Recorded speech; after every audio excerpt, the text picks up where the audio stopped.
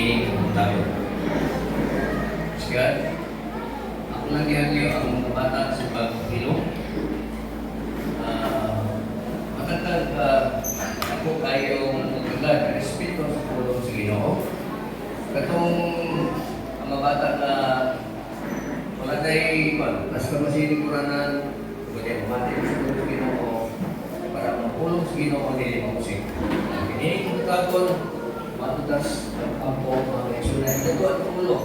Samtang maglingkod kita, ito at mga ulo.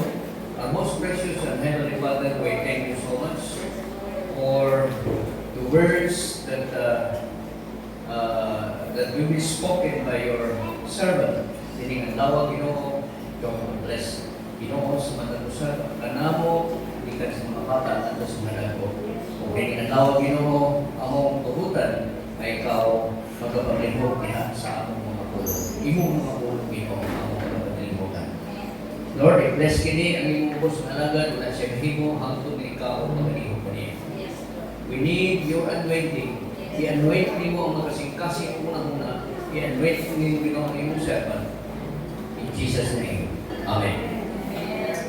Amen. Praise God. Just relax in the presence of the Lord. Relax lang. Mati tas pulong Ginoo. Mamugro kita, tutubog kita, is maglagay sa Diyos. Salamat sa Ginoo. Kumpare, pray salamat. Ginoo, magpadalan sa inyong kinabuhi. Ginoo, maghatag yung mga pulong, kung magpapausap ka na itong mga kaisunan, kinabuhi.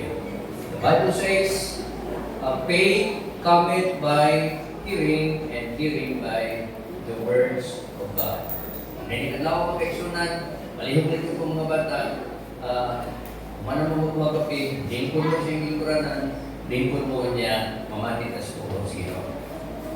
So this morning, this is a continuation of our study about the covenantal relationship with God. So, atong itunan sa milabay ng mga panahon ay ang curse o tunglo. Kinatunglo tao. Sa ano sa nagsugod ang tunglo? Sa diha ang nakasalat ang tao. Itunglo sa Diyos ang yuta. Sa diha nakasalat si Adan o si Eva. Katong inilig ng prutas dito sa Garden sa Eden. Itunglo sa Diyos ang yuta. Kung ang yuta, dili ang mahatag sa iyang insakto na abot.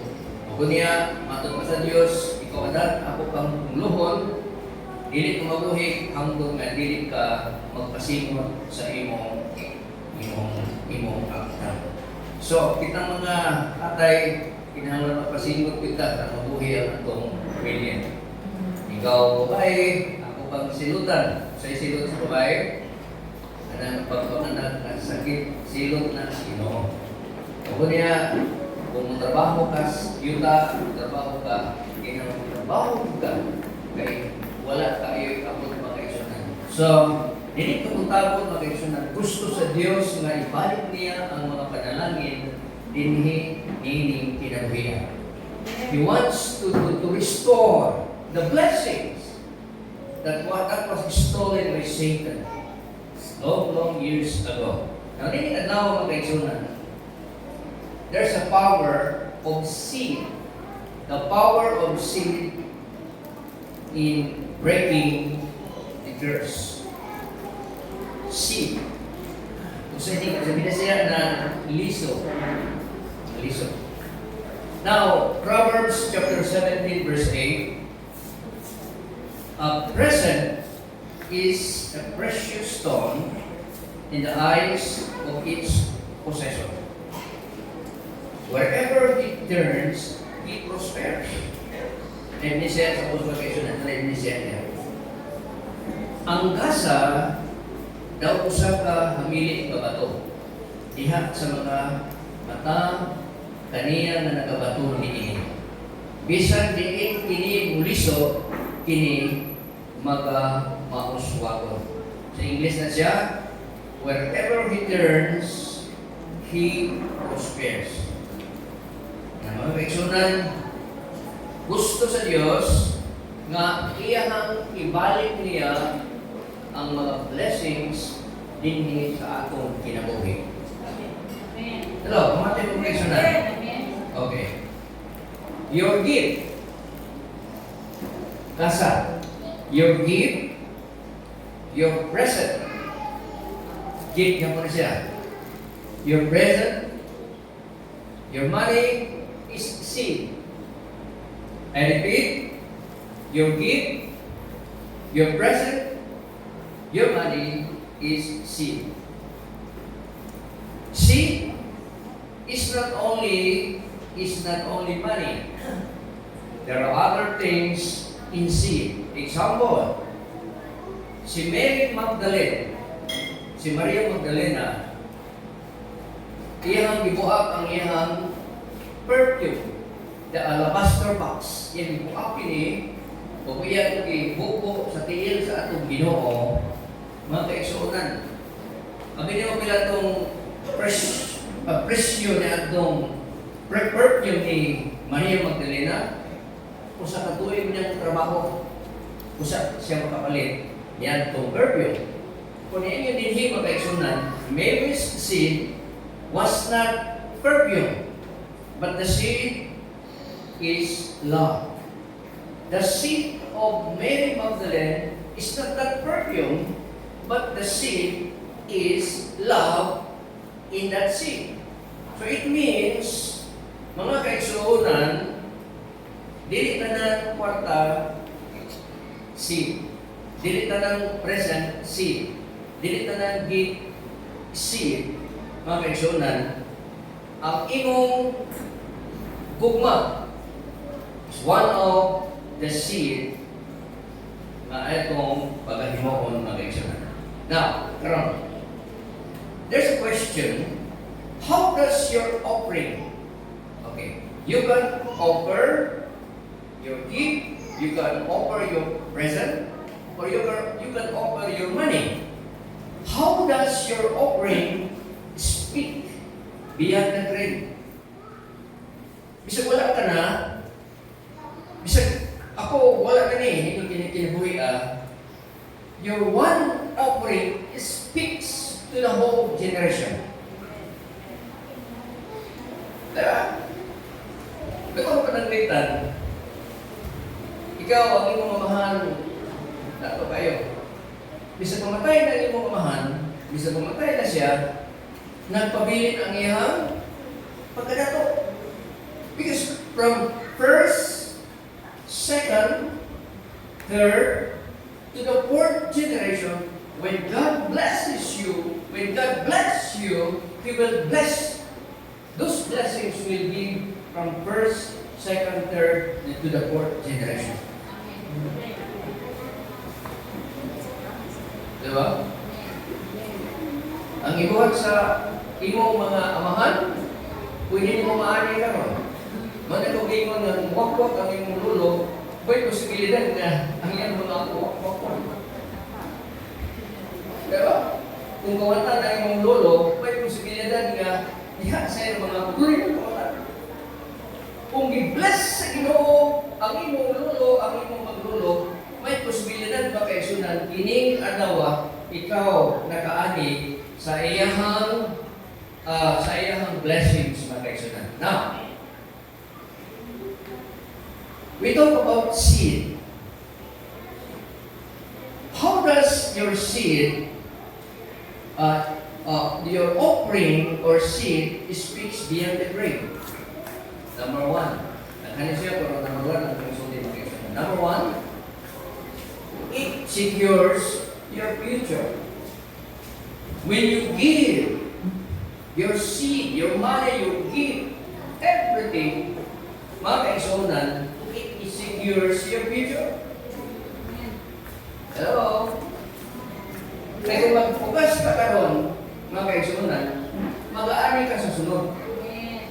Nakanunong ko mga kaigsuonan, sa amo atin sa buong kasibugay, akong mga ninuno, akong lolo mga kaigsuonan, wala ko siya, bugay na siya namatay. Pero sa bago pa siya, yung nagbukas siya, nagtanong siya, nagtanong mga kaigsunan. Kisa may nakaani? Ang iyang mga anak, mga apo sa tuhod, mga apo sa lapalapa. Tanan mga kaigsunan naman. Doon na may usa ka tao na nagtanong. Amen. So, meaning kaputapon mga kaigsunan, Ecclesiastes chapter 11 verse 1 to 2, give generously. Hindi niyo mga kaigsunan. Give generously, for your gifts will return to you later. Okay? Divide your gifts among many, for in the days ahead, you yourself may need much help. So, sa pagkakaroon, ihatag. Sa katulog ko makaigsunan, kaya kung dalo ang imong kung maghihatagon ang imong lolo, bukutan kay siya sa imo, ganahan kay niya, sa lolo kay mo. Pero galing kung dalo kayo ang imong lolo, maniyan mo hapit ka sa umatay, wala kayo kayong kalipay, ganahan kaya siya. Di ba? Pero kung ang usa ka tao nagpugas makaigsunan, makahuna-huna ka sa iyang kinabuhi, kaya ngayon din makaigsunan, give generously, for your gift will return to you later. Amen. So divide your gifts among many. Sama kita sabot ini, kung na ka, i-share. Salamat na si kumpare ni Ata Luisda. Oh, ba? Sige, bukas siya. Oo.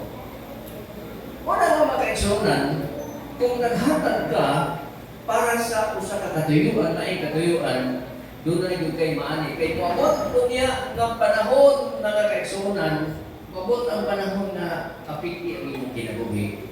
Makauna-una, ihatag dito siya, makaani siya sa iyong ihatag. Na, makaigsunan, doon ay example din sa Biblia, nakakuhaan na ito o ihemplo ni Kabutabo. Basta mong kaigsunan, kaya doon na kini mga magtutunan ka. Example, the Shunammite's kid broke the curse of barrenness. Pinisayo na ito mga kaigsunan. Kining Shunammite woman, kining Shunem, kung sa kini kalugar dito sa Middle East, kunya doon ay isang babae dito na barren. Sa ni barren sa Bisaya, apuli.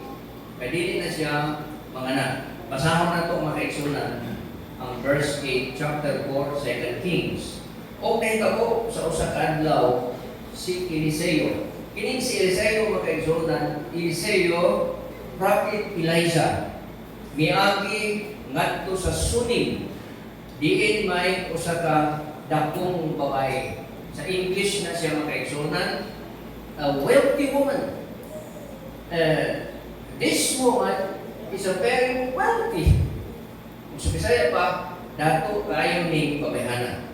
Kung siya nagpubos kaniya sa pagkaon sa tinapay, o maukad to na kanunay na siya milabay, siya mihapit dito aron sa pagkaon sa tinapay. Pero si Prophet Eliseo, Prophet Elijah, nag-ministry. Miagi siya dito sa Sunim. O kanya, pag-ari niya dito, atangan siya na ng babae na dato.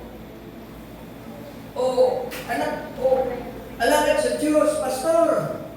Hapit sa bini, kahapon din sila kaiba.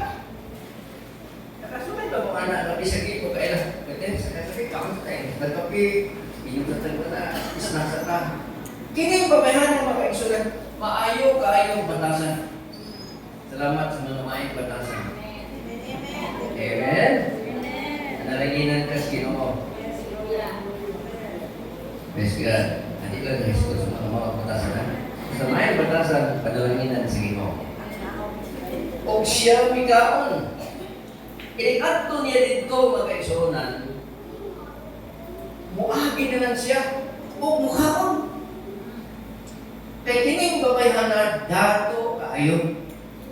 O niya, verse 9, kung siya mingon sa iyang bana, o darling, naman ko'y pastor mag-agi din ay propeta mag-agi din mingon siya din sa verse 9, kung siya mingon siyang bana, tanaw na to, tanaw makaroon, nasabot ko, kini usa ka balaan na tao sa Dios nga kanunay nga miagi ka na to. Kung sa may trabaho ni Eliseo, ang trabaho niya pagsangyaw. Sama na mo. Kung agi, yung napita, pagsangyaw. Kung sa dihaksig kung agi sa una, pagsangyaw ko, kung gimingon na, pastor, agi sa din, makakaroon sa ta. Wala mingon. Magi ko dito, magmukot tayo noon. Verse 10. Mamani mo kayo na. Verse 10. Himuan ta siya, ako maghangyo kanimo, yan din na niyang anak, o usa ka jutay lawa, that small room, na binungbungan, o butangan ta siya dito, usa ka higdaanan, o usa ka lamesa, o usa ka lingkuranan, o usa ka tangkawan ka ng bintana. O niya, nahitabo kung muanhi siya, kanato, siya adto ni adtong dapitan. Diba? Tingnan kayo, maayo kasi batasan. Pagkanon ta niya, pasundon ta niya, niya kung magabinan, tahigaon pa yun dito, di na maatong butin. Na mga kaigsuonan, kung imo masahon hantod sa verse 17, mga kaigsuonan, i-bless siya pag-ayo sa Ginoo. Makinig ay mabayhana, paren, di na makabaton o anak. Tigulang na siya. Dato tayo kunya wagay anak. Okay. Now, nakaigsunan. Doon ay mga lessons na itong samtal din. First lesson from the Shunammite woman. First is, she shared generously. Iyang i-share. She shared generously. Because the word generously, kada ba muhatag siyang sobra, muhatag siyang kaghan. Willing to really give, share, and offer help. Mao ka lang usa ka hinungdan verse 8, then one day Elijah went to Shunem, where the wealthy woman lived, who urged him to eat some food. Pumatag pa sa kasulatan, so whenever he passed that way, he would turn in there to eat food. Pagkanitod pa kayo, so na, after the pattern of providing meals for Elijah has been established, she asked her husband she can do something more. Dili na kay pagkaon ang iyang gihanap, kundi hasta ang iyang balay, gihimuan yung kwarto, kay agi sa alagad sa Dios, magkaigsunan. Ang daon na to siya. Nindot kayo magkaigsunan, kung makatamang ka sa alagad sa Dios. Hindi mo sagot na sa ako ha, alagad sa Dios. Kadutong ko sa gagmay kami. Yan, katulong mong barangay, bukit ito, namin nagpuyo sa Kalubihan to, bukid. Kanya, once in a blue moon, once in a blue moon. At for 5 years, kausara mo sunod na itong pare dito. Naigikan sa lungsod. Once na pare mo sunod dito sa barangay, mga kaigsunan, managan kaming mga tao, mga mata, aron pag-welcome, among i-welcome ang alagad sa Diyos, kung niya, mo-bless me, ang upan mga kaigsunan, na malibay kayo me, na muagi ang alagad sa Diyos. Na mga kaigsunan, akong nakita, na kung ikaw, at dunay niini nga batasan mga kaigsunan, sama ka, nagpugas kong seed. Amen? Amen. Nagpugas kang liso. seed of generosity. Liso sa pagkamagihatag. Amen? Kung umatag ka sa pagkamagihatag, natin, umatag mo naman ay sudan mo ginagkailangan. Diba na ko yung sugilanon na itapok din siya mag-sugilanon na ito. Nato isa na Kristuhanon na nagsabot na sa siya asawa na maghatag siya ng offering, maghatag siya tayo sa simbahan. Kung nito ang asawa, wala makasimba ang asawa. O ko niya, giinan ng ihambana, ikaw na tao niya, ako na sa simba karon. Inigulit ako, mupalit, mato ko sa tiyanki, mamalit ko o mapagpako na nato din sa balay. Doon man, mga kaitsunan, pag hinatagay na sa offering, itinong na Sister Michelle din isa yung matag sa offering. Nagtato siya mga kaitsunan, kung po sa busa, yung ipili na itong 5 centavos na giring-giring. Wala ka yun. Nanugay na ito pag kaitsunan na ito sa kwarta, kung iyan, ibutang tanan dito, isyok ko niya. Maghiga pa niya, wala naman itong kwarta na ipalatay dito sa tiyagihan. Wala tao dito sa kasawa din. Ay, ipalit na po dito sa tiyanki. Wala nag-yun ko yung kwarta din. Mga ito siya mga kaitsunan. Nahitabo ko ganito na nagwali pa man si Pastor ni action niya siya tama mga kaitsunan di ka dito. Ni Pastor, katubay kong gibutang dito, palit, hindi ito bukas. Nakulong pa siya kay kung ano ka dito na siya taman-tanan ng kwarta dito, ipalitay bukas mga sutan o mga groceries para siya bata.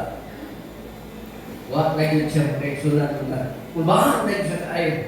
Kaya di ulit niya, awayan ko sa kong mahanang asawa. Mao ito mag-eksulat.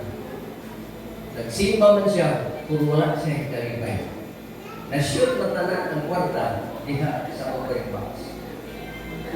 Pag human yung sa servisyo mag-eksunan, it's a true story. Pag human yung servisyo mag-eksunan, doon ay text ngayang nadawat.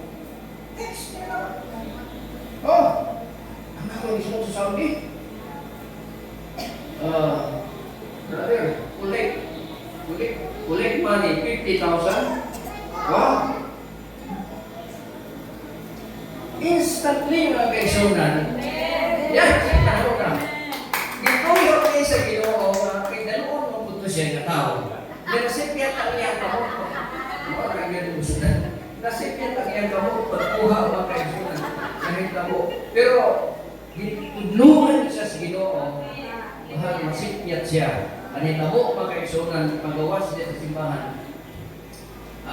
Pilihin niya sa po kasawa, Pilakat ang kwarta ang liputan na ako'y manawat na 50,000.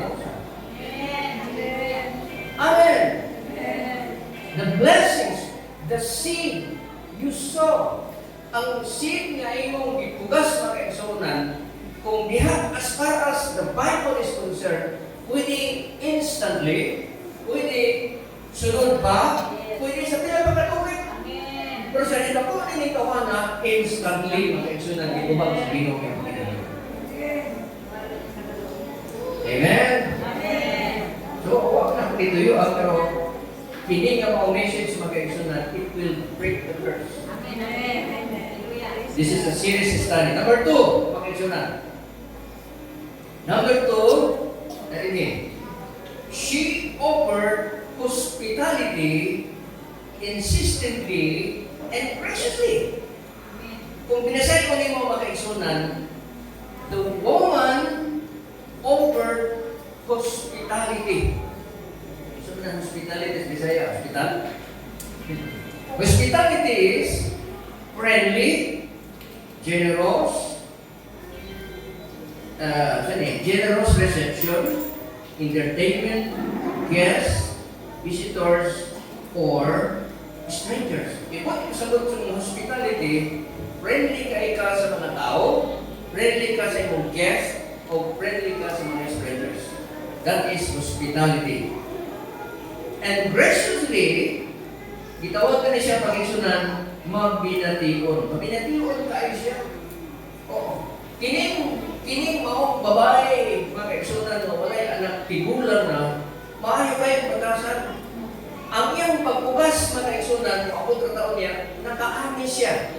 Hangtod karon, mga kaigsunan, nahimuan nato siya ng example sa atong pag-alagad diha sa Ginoo. Kaya na pag-alagad sa Ginoo, kaya mga kaigsunan, di na niya kutub din sa ayan na mata.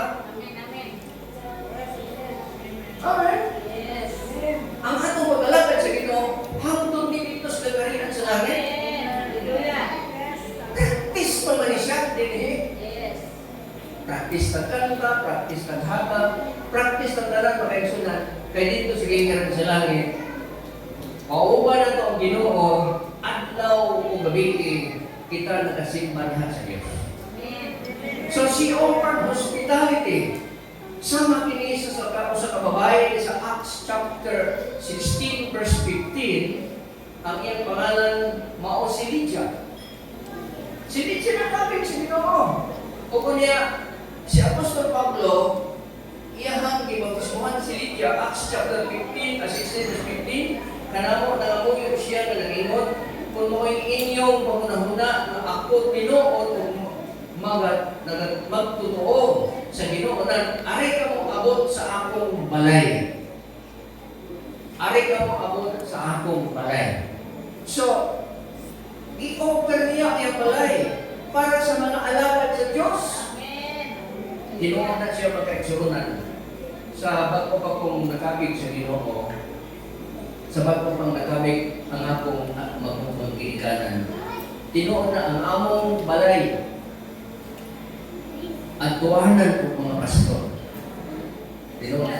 Mga pastor na travel dito sa Sambog del Norte, mga kaigsunan, dito mo ahapit sa among balay. Kaya kaya sila, mga kaigsunan, na kami, akong ginikanan, magpatulog nila ang pagpakaon. Hindi mga pastor dito sa Dipolog, dihay Bergano, missionary, sa Lero na mga kaigsunan. Kauban mo Pastor Abi din ito nagwali ka sa itong Thanksgiving. May ako dito sa among balay. Among kitahita sa among gamay ng balay. Mga kaigsunan, nagdalag blessing sa among pamilya. Ang yantong panahon na mga kaigsunan, kung ako yung una na magpastor, dito panahon na, ilang gidala ang blessings, di ay, ako sa diay mahimo kong pastor. Amen. Na mga kaigsunan ko, she offered hospitality insistently and graciously. Sa ni usa ka babae na si Lydia sa Acts chapter 16 verse 15. Now, question number 3. She supported those doing God's work. Mga kaigsunan ko, tihatag Kristo. Kung support ka sa mga buluhaton sa Ginoo, dunay blessings na maabot sa iyong Ginoo. The Shunammite woman, ano kasi na revealed her love for God. And she decided to support this man of God, the prophet Elijah.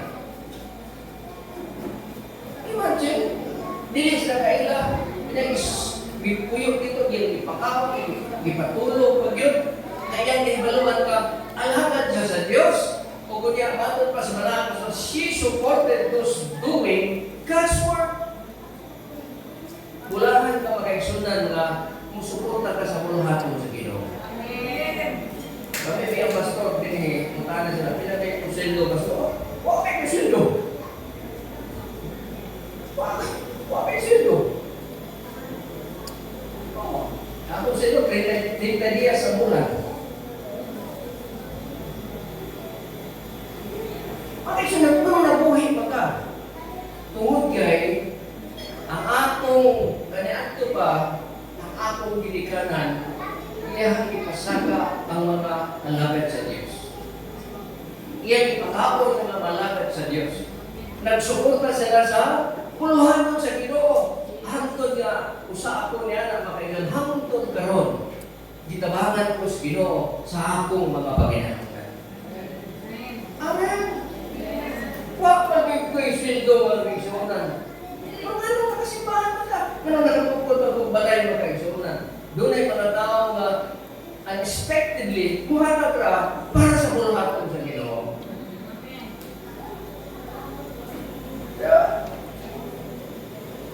Ginoo ka makaisunan. Nagdala mo ang tumi sa eskwelahan, mag-uwigon man ko. Ito, blessing naman eh, akong isutyan na itong asawa.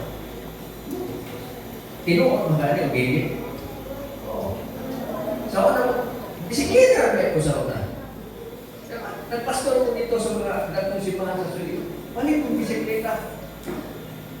Yan ang nagpastor ko di sa Naga, pinagaan ko motor Honda 70, lugos pa mudagan, ipadala na ako sa shop.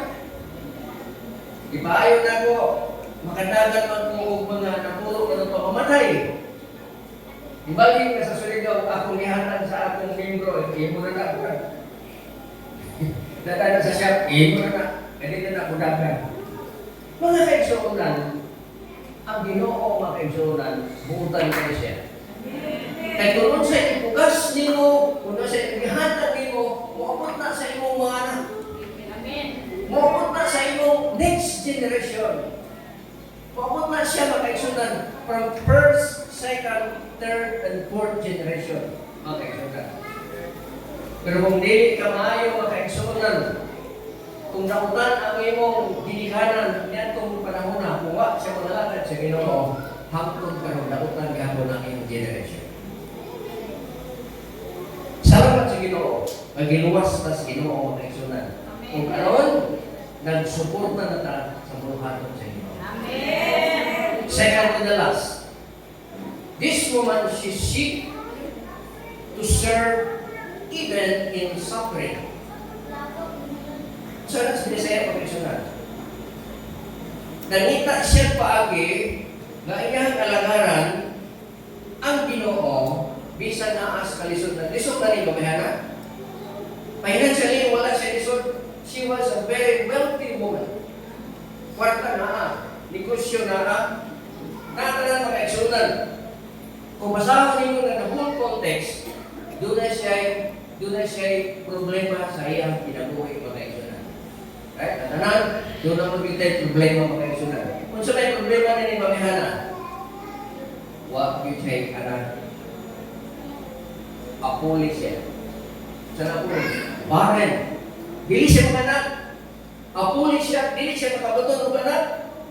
O kung niya, nagngita siya o paagi kung saan niya pag-serve ang Ginoo in times of suffering.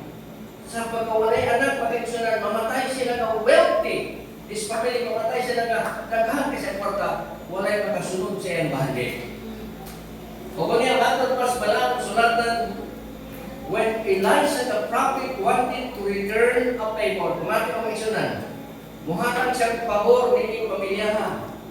Of her hospitality, he promised her a child. Ingat ang propeta, o igsoon ko, tagaan ka, o anak na lalaki. Niining sama ni tuiga, ibalik at nako din mag-focus ka na sa iyong baby. Ingin yung tao na kami, o si Bakaw kong tao, tigulang na ko. Tigulang ka siya. Sa dili na pwede, tigulang na ko dili na mga anak. Rumatong pa ni Propeta Elijah, dili pa ito ko, tagaan ka sa Ginoo sa inyong biginanglan. Amen? In her suffering, ang sin nga yan, ipugas para sa alagad sa Diyos.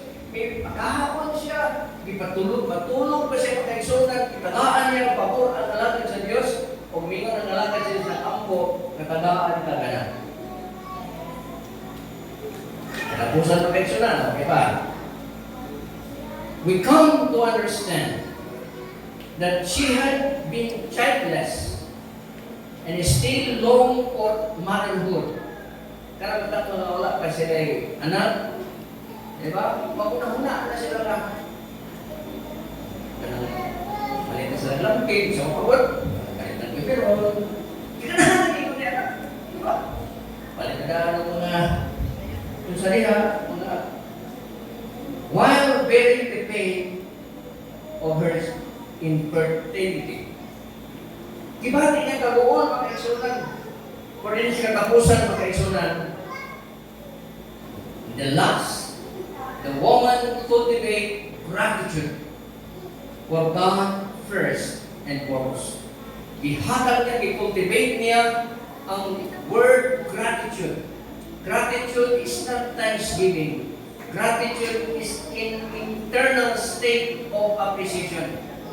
What kita ko the word gratitude, usa ka na ka naa sa internal na state, nasa sulod mo, na mo-appreciate ka. Bisa wala sa bakba, kung naa sa sulod, mo hatag ka gratitude. Whereas thanksgiving is the outward action as expression. Ang himo kag thanksgiving, manhakita, linalipay ta, that is a thanksgiving. But gratitude is eternal state of appreciation. Mihanay ko siya, pagpasalamat ko, Lord, salamat din. Ginoo, salamat, salamat sa akong trabaho. Wala. Dili siya banaan, pero diha sa sulod, kanunay siya ng pagpasalamat ng Ginoo. She cultivate gratitude to God first and foremost. The Shunammite woman gave birth to a child as promised. Nanganak rin siya magkasunan. Besa, tigulang na siya. Ano man? Saan na si Ginoo? Amen. Diba? Saan sa Diyos? Sinagaan siya. Mo kiniyang suffering. Naman makaisunan, nagpugas man siya sa bulhaton sa Ginoo. Amen. He planted a seed. O kunya naka-harvest siya. Okay. Several years later, the boy died. Kitagaan siya blessing, kitagaan siya anak, pero namatay. Blessing naman na Ginoo na ipang pako. Diba? Diba? Kwarta naman na Ginoo, pero wala na ka. Hindi nato makita nga ang paglalagad sa Ginoo, dili tanan, kanunay kang nalipay. Sa paglalagad sa Ginoo, dili tanan, kanunay kang naasa, sana, naaka sa pahiyong kanunay. O na sa sunod sa balay, kanunay ba mo asawa o bana o sige ismal? Dili ba yan? Mukutan kasi mo asawa. Labi na dito mabugang kaon, mukutan ka. Oh, di pa muli ni mong butong na ikaw niya. Dili pa ikaw magkakisi mo asawa mo. Tuwa na ng banjong yung asawa. Oh, dili ka ng panahon kaya mag-action ismal, kakanunay. Diba? Dali pa yung mga kakanunay, mga anak, kung lang yung mga anak kung nagpabadlong, suko kay kaya ng mga kaigsunan. Di hapon sa paglalakad sa Ginoo, dili tanan mga kaigsunan, na naglakaw ka kanunay na nag-awit. Wala na ulit. So, ano na tubig mo? Kanunay pa mo nag-awit ko. Hallelujah. Sige, tutrabaho sa opisina. Amen. Tumpa kayo ito. Hindi kayo kaigsunan. Hindi ka na panahon mga kaigsunan. Ano tungod kay and everything there's a season. Tungod kay ang atong pagkalagad sa Ginoo, that the boy died with great distress. She went straight to Elisha for help. Oh, grabe. Namatay ang anak, naghihatag sa Diyos para kanako. Umatod pa sa balaan ng sulatan, not even mentioning to her husband. Elisha came, eventually revived the child. Mamatay siya. Namatay yun. Labot na dito, yapuan, nabugi. Amen. Diba? Kung sa iyong mag-action, it is because of the seed. Amen. Amen. Hallelujah. Okay na si Cristo, ha? Seed, liso sa pagtabang, liso sa imong sa imong bukma, liso sa paglalagad sa Diyos, mga kaisunan, mo kinilabing importante mga igsunan. The seed, the power of seed to grow the curse. Mo ni isgutan nato mga igsunan. Kuhaon ang tulo sa atong panimalay mga igsunan. The Shunammite woman walked by faith in the one true God. How much more possible for us to imitate Christ when we have His grace to compare us and His very Spirit indwelling us. Sagot ito mga isyon, desire na ito. How much for us? Alam na nato, atong i-imitate si Christ, Jesus Christ. Ipadala si Jesus Christ, ang sundo na ito siya. Kaya ang iyang grasya, iko, yung kaayong mga igsunan. For by grace, you are saved. To compare us, kanang pugsunta, compare His pugsun, and His very Spirit indwelling us. 1 Corinthians 3:16. Do you know that your body is the temple of God? Amen. May man na ang atong lawas, tutulo, babake. Body, soul, and spirit. You have the body, you have the soul, and the spirit. Mga kaigsunan, ang Biblia na ingon, your body is the dwelling place of the Holy Spirit. Tinulungan kini. Dapat kinilawasan nato mga kaigsunan. Dili nato rin siya binuangan. Kinilawasan ato ning hanan nato sa Ginoo. Lagi natong lawas karon pulian sa Ginoo mga kaigsunan. Makikita na asa na ba yung Ginoo? Dili sa simbahan na pili. Asa na ba yung Ginoo? Doon sa langit doon. Kung tayo ang lang, ako tayo pulianan. Pero sa niya pag-abot ni Christ din naghimot siya og statement mga kaigsunan. 1 Corinthians 3:16, 1 Corinthians 6:19, naghimot mga kaigsunan.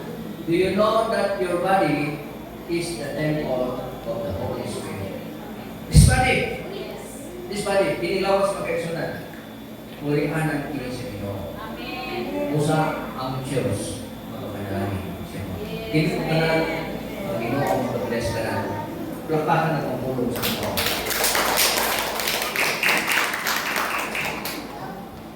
Hallelujah. Kung hindi ko matapang ng kaigsunan, gusto man ang iyong paggalingon. Gusto man ang iyong sitwasyon sa paggalingon. Kinikin mo we are all aliens or strangers. Mga alien kinaligin. Kung kaya, atong destination is in heaven. O kung nagtaw, mahapon na sila. Ang lawas, balik sa among, lugar ng Espiritu, balik na sa Diyos. Nandamo na tatong kinabuhi. Sabi kita, tubang sa Diyos. Hallelujah. Thank you, Jesus. Oh yes, Lord. You deserve the glory and the honor. Lord, we lift our hands in worship as we give your holy name. You deserve the glory and the honor. Lord, we lift our hands in worship as we lift your holy name. For you are